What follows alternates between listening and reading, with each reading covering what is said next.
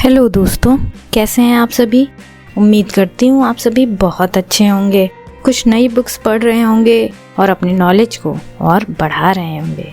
तो दोस्तों, इससे पहले हमने आर्कियोलॉजिकल एविडेंस के बारे में बताया है जो सिंधु घाटी सभ्यता में मिले हैं, लेकिन इस भाग में हम बुद्ध के समय मिले साक्ष्य और उसके बाद मिले साक्ष्यों के बारे में जानेंगे और उन लिपियों के बारे में भी जानेंगे जो उस समय मिली। साथ ही ये भी पता लगाएंगे कि वैदिक युग की लिपि संस्कृत के भी कोई प्रमाण मिलते हैं या नहीं। यदि मिलते हैं तो वे कब और कितने पुराने हैं, ये भी जानेंगे। अगर आप अपना पुराना इतिहास जानना चाहते हैं तो दोस्तों ये वीडियो आपको ज़रूर देखना चाहिए। ये वीडियो आपको ज़रूर पसंद आएगा। तो इसे शुरू करने से पहले प्लीज़ मेरे चैनल को लाइक एंड सब्सक्राइब ज़रूर कर लीजिए और मेरा हौसला बढ़ाइए ताकि मैं अपने कंटेंट पे और मेहनत कर सकूं और रिसर्च कर सकूं। चलिए शुरू करते हैं। तो इस भाग में हम बात करेंगे ईसा से 600 वर्ष पूर्व से लेकर के 950 ईस्वी तक। इस भाग को खंड डी भी कहा जा सकता है। भारत का इतिहास प्रथम काल के डी खंड का पड़ाव इस अंधकार युग के बाद का है।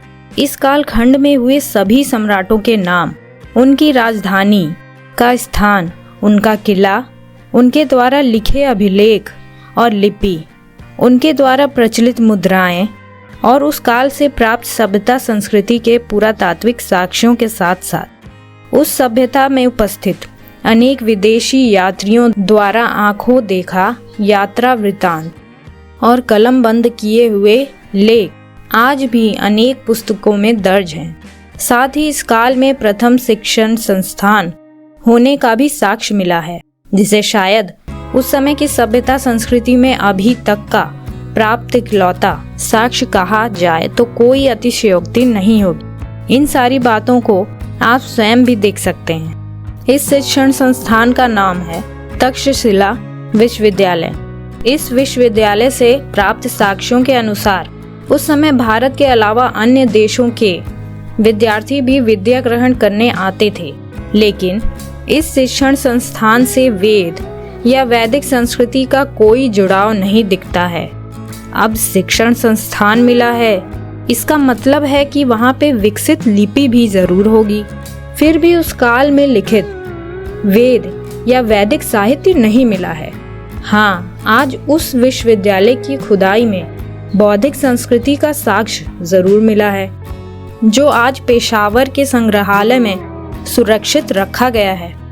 स्वतंत्रता पश्चात कई विदेशी पुरातत्वविदों ने तक्षशिला, वर्तमान पाकिस्तान में है, जाकर अध्ययन किए, वहां से प्राप्त बौद्ध साक्ष्यों का उल्लेख किया।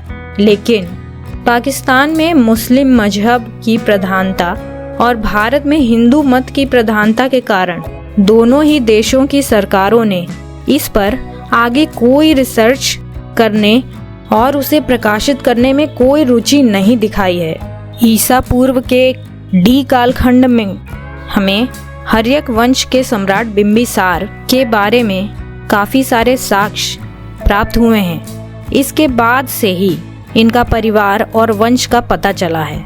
ये मगध सम्राट के शासक थे और इनकी राजधानी आज की राजगीर थी। उस राजगीर से सम्राट का किला और उस किले से जुड़े हुए अनेक अवशेष प्राप्त हुए हैं, लेकिन उन प्राप्त अवशेषों में से किसी भी प्रकार के वेद और वैदिक संस्कृति का कोई साक्ष्य नहीं मिला है। यहाँ तक कि उनके किले से किसी भी प्रकार के देवी देवता की मूर्ति भी नहीं मिली है। सम्राट बिंबिसार का वंश परंपरा का साक्ष्य मिलता है, लेकिन कहीं भी वैदिक वर्णागत रूप से ब्राह्मण क्षत्रिय लिखा हुआ नहीं मिलता है। राजगीर की 5 पहाड़ियों को जोड़ती हुई एक सुरक्षा दीवार सम्राट बिंबिसार के पूर्व काल की निर्मित मिलती है, जिसको आज साइक्लोपियन दीवार कहा जाता है। सम्राट बिंबिसार के किला अवशेष के पास की एक पहाड़ी पर गुफा मिली है, स्वर्ण भंडार गुफा कहते हैं। इस गुफा के अंदर पत्थरों पर शंख लिपि में लिखा हुआ कुछ मिला है, जिसे आज तक पढ़ा नहीं जा सका है। यानी कि सम्राट बिंबिसार से पूर्व भी लेखन की पद्धति मौजूद थी, परंतु इस काल के भारत में कहीं भी वेद, वैदिक ऋचाएँ और मंत्र का कोई भी लिखित साक्ष्य नहीं मिला है। सम्राट बिंबिसार को गौतम बुद्ध का सबसे प्रथम प्रश्रयदाता के रूप में जाना जाता है। उत्खनन से प्राप्त साक्ष्यों द्वारा आज स्पष्ट हो गया है कि सम्राट ने महामानव गौतम बुद्ध को दान स्वरूप अपनी सुंदर और रमणीय बांसों वाली वाटिका प्रदान की थी। पूर्व काल में बांसों को पाली भाषा में वेण कहा जाता था।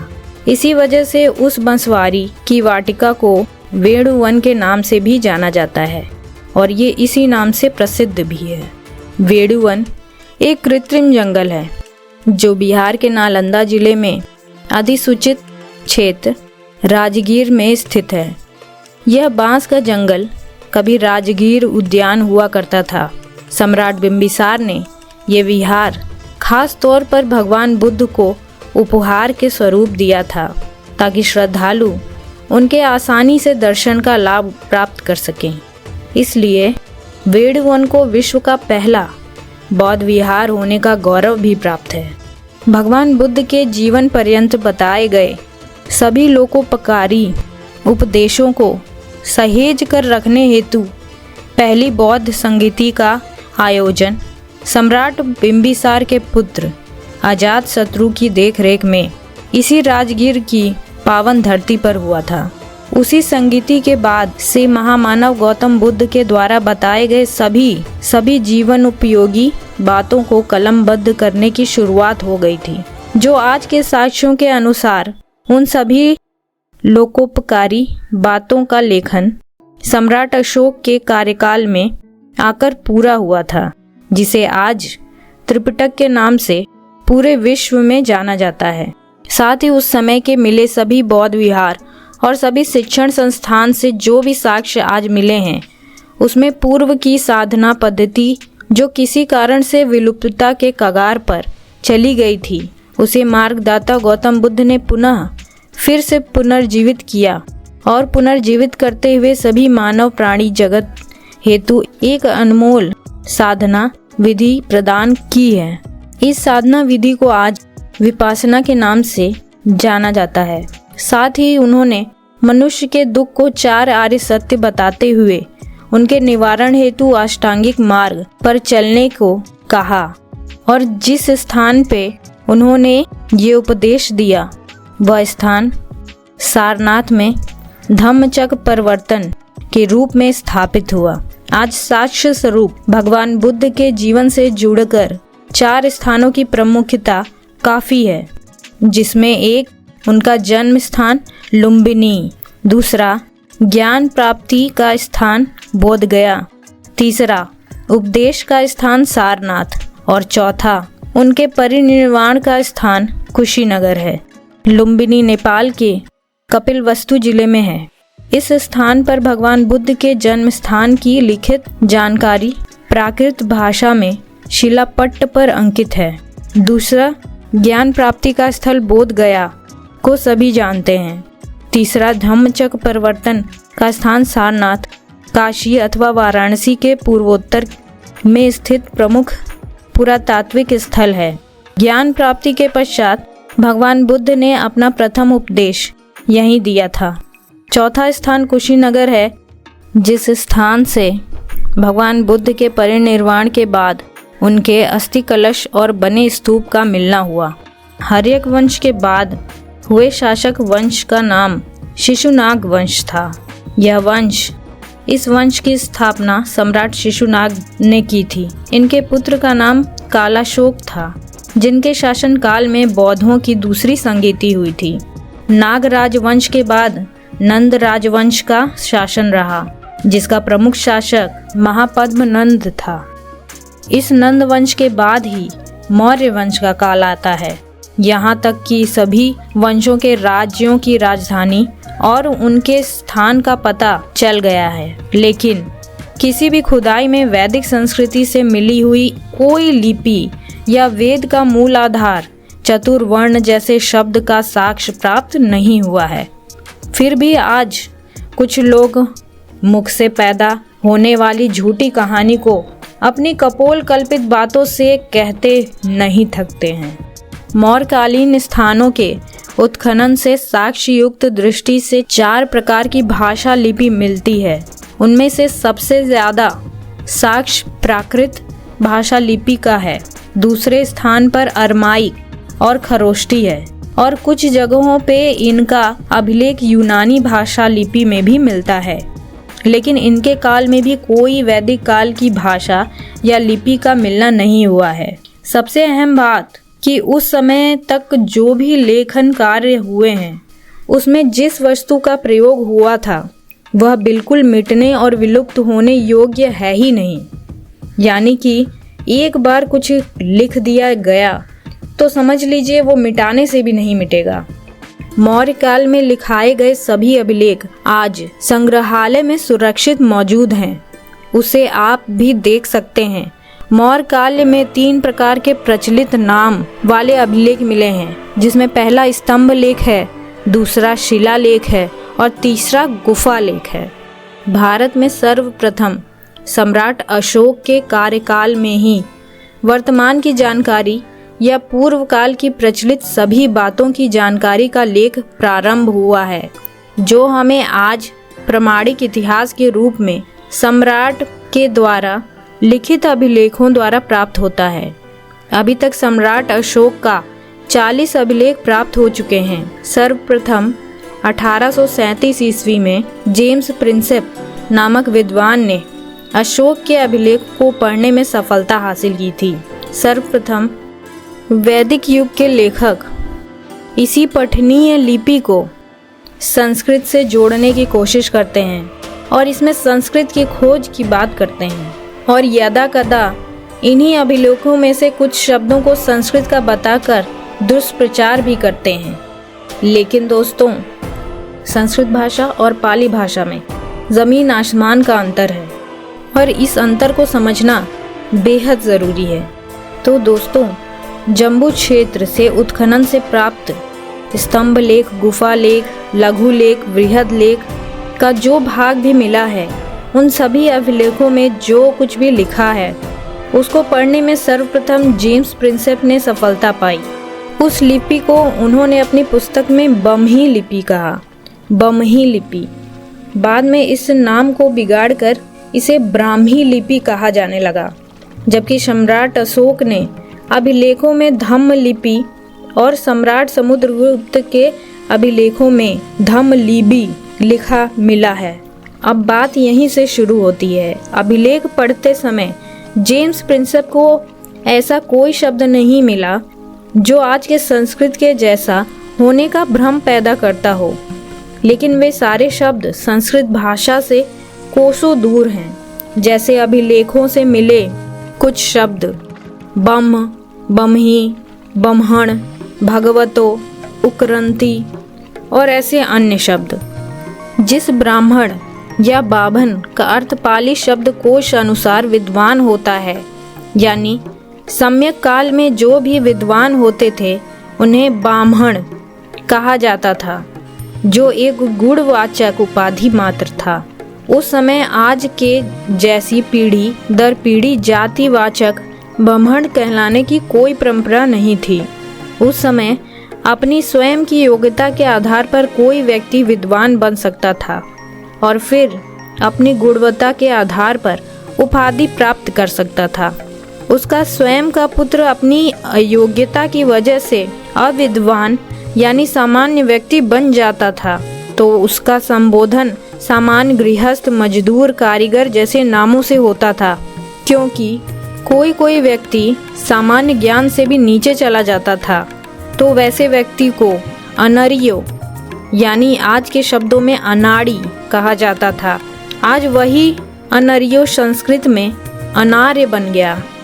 धम्म लिपि यानी बम्ही लिपि अनुसार ब्राह्मण शब्द गुणवाचक होता है, जिसको सामंत काल के कुछ धूर्त समूह के लोगों ने अपनी जाति नाम के लिए संज्ञा नाम बनाते हुए इस शब्द को संस्कारित भी किया और इसके व्यंजन के स्थान पर पाली भाषा के शब्द बामण, इसमें ब में आ की मात्रा है, लेकिन जब हम संस्कृत देखते हैं तो इन्होंने बदलते समय इसको ब्राह्मण कह दिया, ब्राह्मण। और इस ब्राह्मण शब्द को संस्कारित करते हुए इसे ब्राह्मण कर दिया गया।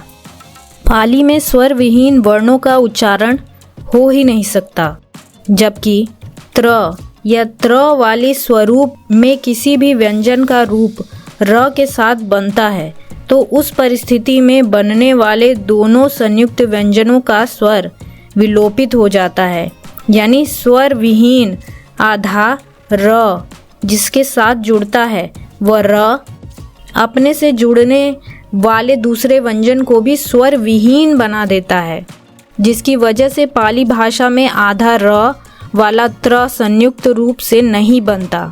जैसे संस्कृत में प्रिय, पाली में पिय, प्रमाद, पमाद, प्रजा, पजा, प्रीति, पीति, क्रोध, कोध, विप्र, विप्प, मित्र, मित्त, इंद्र, इंद।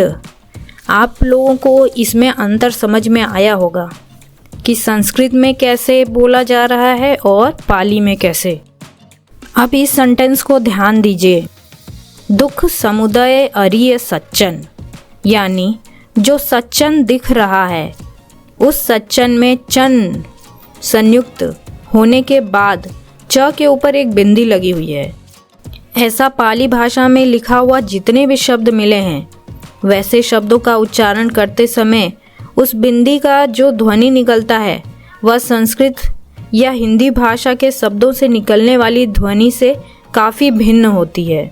जैसे संस्कृत या हिंदी के शब्दों में जब बिंदी का प्रयोग होता है तो उस बिंदी की ध्वनि स्वर विहीन आधा म या आधा न की ध्वनि के साथ निकलती है, जबकि यही बिंदी अगर पाली भाषा के शब्दों पर प्रयोग की जाती है तो इस बिंदी से निकलने वाली ध्वनि का आवाज़ अनेक प्रकार की हो जाती है।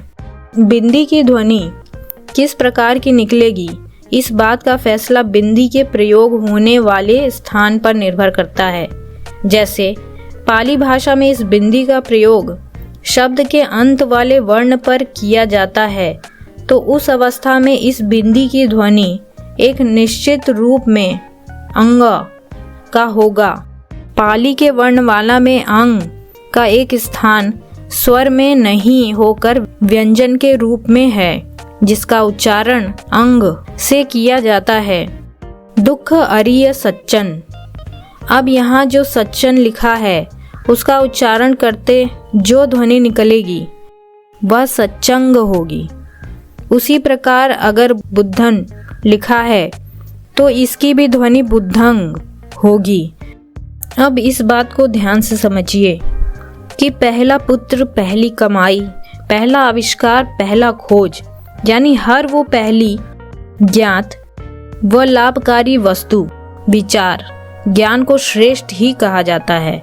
फिर यह भारत का प्रथम ज्ञान व पठनीय लिपि का निर्माण का नामकरण भी श्रेष्ठ होना चाहिए और उस श्रेष्ठ नाम को पाली भाषा में बमही कहते हैं। लेकिन आज के कलम कसाई इस बमही लिपि के नामकरण के बारे में कहते हैं कि इस लिपि का निर्माण आज का काल्पनिक पात्र ब्रह्मा ने किया है। इस वजह से इस लिपि का नामकरण ब्राह्मी लिपि होना चाहिए, जिसकी वजह से अंग्रेजी विद्वानों द्वारा अपनी पुस्तकों में सभी जगह इस लिपि को ब्रह्मा से जोड़कर बताया गया है। पर हमें ये बात जाननी होगी कि इस लिपि का जन्म सम्राट बिंबिसार के समय हुआ और उस नन्ही सी लिपि का पालन पोषण भगवान बुद्ध के भिक्षु संघ ने किया। आगे वह लिपि सम्राट अशोक के समय हट्टा कट्टा जवान बन गई और गुप्त काल में आकर वही बमही लिपि परिपक्व होते हुए शिक्षण संस्थानों का प्यारा बन गया। लेकिन इस काल में ब्रह्मा का कोई अता पता नहीं था। क्या वो मिस्टर इंडिया जैसा अदृश्य है? अन्य तथ्य यह भी है कि जब ब्रह्मा ने इस लिपि का आविष्कार किया है तो उस ब्रह्मा या उसके मानस पुत्र जो ब्रह्मा के मुख से जन्म लिए हुए हैं उन सबको लिखने भी आता होगा। फिर स्वयं ब्रह्मा या उसका मानस पुत्र ने, किसी ने भी इस ब्रह्मी लिपि में अपना नाम, अपना जन्म स्थान, अपने पिता पुत्र का नाम क्यों नहीं लिखा? उस ब्रह्मी लिपि में ब्रह्मा द्वारा लिखा गया या लिखवाया गया कोई भी जानकारी, कोई शिलालेख क्यों नहीं मिला? ब्रह्मा की बात को तो छोड़ दीजिए, भारतीय ज्ञात काल से लेकर पाल वंश तक के समय में मिथ्या पात्र ब्रह्मा के उत्तराधिकारी कलम कसाई पुत्र द्वारा ब्राह्मी लिपि में कोई गपोड़ गाथा को भी लिपिबद्ध नहीं किया गया। आखिर कैसे माना जाए कि यह ब्रह्मा नाम के एक मिथक पात्र द्वारा विकसित लिपि है? वास्तविकता तो यह है कि इसे ब्राह्मी लिपि नहीं बल्कि ब्रह्मी लिपि ही कहना चाहिए। संस्कृत एक संस्कार की हुई भाषा है, जिसका संस्कार यानी निर्माण पाली भाषा से हुआ है, और देवनागरी लिपि का क्रमिक विकास भी ब्रह्मी लिपि यानी धम्म लिपि से हुआ है। दूसरी बात, संस्कृत का अधिकांश शब्द स्वराकांत नहीं होता, जबकि ब्रह्मी लिपि और पाली भाषा के सभी शब्दों का स्वराकांत होना अति आवश्यक है। तीसरी बात, संस्कृत शब्द का अंतिम ध्वनि स्वर विहीन करने हेतु हलंत की आवश्यकता होती है, जबकि ब्रह्मी लिपि में ऐसा नहीं होता। ब्रह्मी लिपि वर्णमाला में री, अह, श, श, कछ, त्र, ज्ञ का उद्भव ही नहीं हुआ था, जिस वजह से इन सब ध्वनि का शब्द ब्रह्मी लिपि द्वारा बनाया नहीं जा सकता, जबकि संस्कृत में इन्हीं ध्वनियों की प्रधानता सबसे ज्यादा है, जिसकी पूर्ति नागरी लिपि का वरिष्ठ व्यंजन और चिन्ह करता है। विश्व गुरु भगवान बुद्ध और विश्व विजेता सम्राट अशोक समय की ब्रह्मी लिपि यानी धम्म लिपि क्रमिक विकसित होते हुए नागरी लिपि में परिवर्तित हो गई। ब्रह्मी लिपि में अंक की मात्रा स्वर में नहीं आती।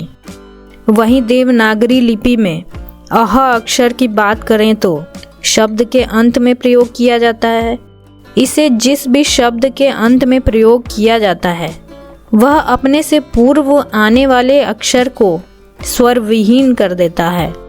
यह स्वर विहीन ध्वनि की पद्धति संस्कृत और हिंदी भाषा की रीढ़ कही जाती है, जबकि पाली भाषा में इसे रीढ़ नहीं बल्कि रोग कहा जाता है, यानी पाली भाषा में इसका कोई स्थान नहीं।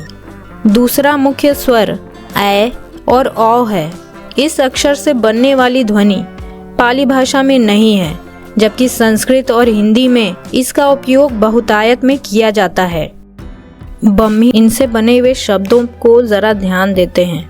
ब्राह्मण, ब्रह्मी, क्षत्रिय, शूद्र, ज्ञानी, ऋषि, यज्ञ, श्री इत्यादि।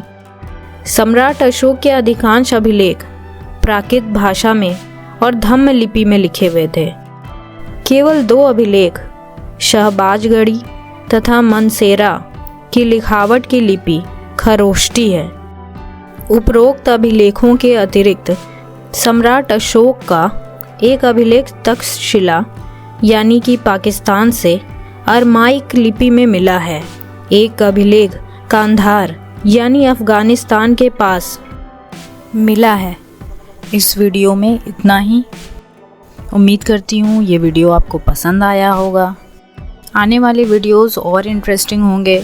अगर लिपि से संबंधित आपको और जानकारी चाहिए तो मैं इसके बारे में भी डिटेल वीडियो ज़रूर बनाऊंगी। तब तक के लिए दोस्तों मिलते हैं अगले वीडियो में, और मेरे वीडियो को पूरा देखने के लिए आपका बहुत बहुत धन्यवाद।